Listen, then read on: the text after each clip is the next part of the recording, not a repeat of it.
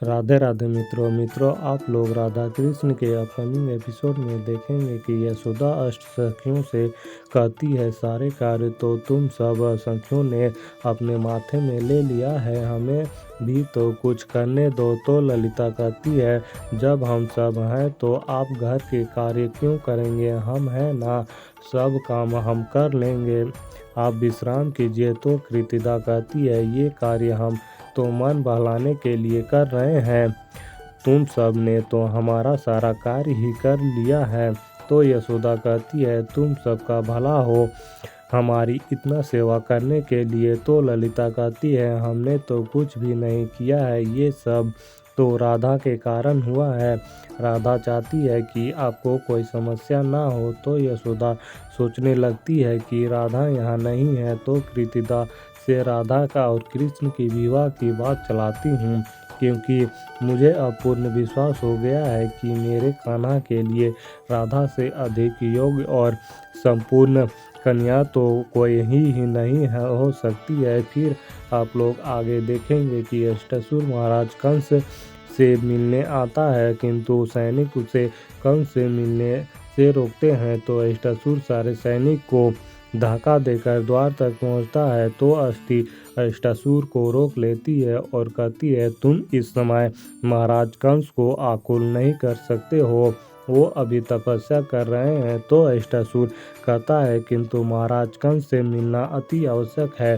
तो अष्टि कहती है बहुत दिनों बाद महाराज कुछ अच्छा करने जा रहे हैं, उन्हें तुम आकुल मत करो। तभी वहाँ अक्रूर आता है और कहता है इस समय महाराज का आकुल करना तुम्हारे लिए ठीक नहीं होगा। तो अष्टासुर कहता है कोई बात नहीं है, यदि कंस इस समय मेरे से क्रोध होते हैं तो, किंतु मुझे एक अति आवश्यक बात करना है कृष्ण के बारे में। तो अक्रूर कहता है इसी समय तुम्हें कृष्ण के बारे में जो भी जानना है वो मैं बता दूंगा, किंतु इस समय चलो यहाँ से, इससे पहले कि महाराज कंस की तपस्या भंग हो। फिर अष्टि कहती है ऐसा क्या हुआ है वृंदावन में जो अष्टासुर कृष्ण से इतना क्रोधित होकर आया है। फिर आप लोग आगे देखेंगे कि बलराम कृष्ण से कहता है आओ चलो रसोई घर के लिए बहुत सारी लकड़ियाँ काटनी है। तो कृष्ण कहता है अभी इस कार्य के लिए समय नहीं है, हमें शीघ्र अतिशीघ्र बाबा के पास पहुंचना होगा।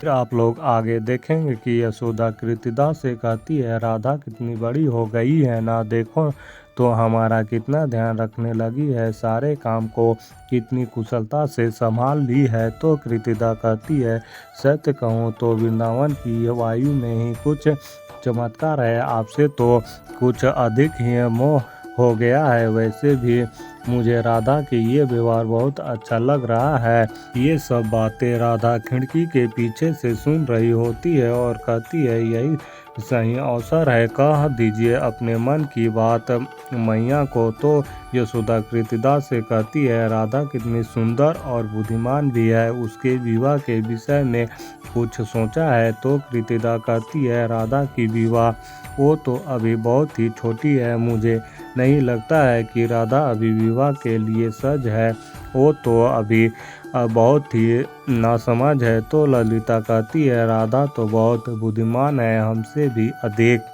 ज्ञान है उसमें, हम सब सखियां राधा के पास ही तो जाते हैं परामर्श के लिए। तो कृतिदा कहती है मैं सब जानती हूँ, अगर राधा कहे कि सूर्य पश्चिम से निकलता है तो तुम सब भी वही मान लोगे। तो यशोदा सोचने लगती है कृतिदा तो राधा के विवाह के विषय में सोच ही नहीं रही है, मुझे विवाह की बात छेड़नी नहीं चाहिए, कहीं कृतिदा को बुरा लग जाए।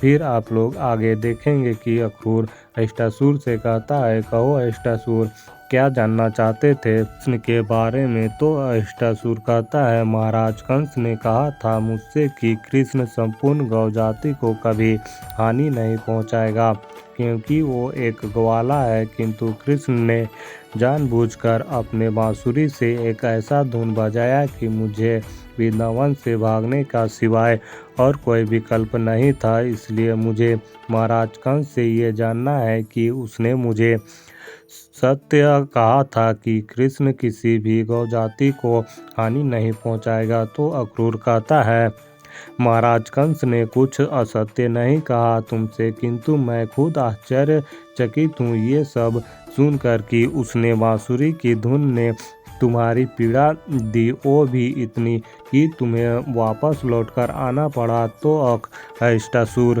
कहता है मैं वो कृष्ण को नहीं छोड़ूंगा। तो अक्रूर कहता है मैं तुम्हें एक ऐसी योजना बताने वाला हूँ जिससे ना कि तुम वृंदावन में वापस घुस पाओगे और कृष्ण को भी तुम्हें इस प्रकार का हानि नहीं पहुँचाएगा। तो अष्टासुर कहता है शीघ्र बताइए वो योजना। तो अक्रूर कहता है यदि कृष्ण को पराजित करना है तो बल से नहीं अपितु बुद्धि से आक्रमण करना होगा। तो मित्रों इस वीडियो में इतना ही।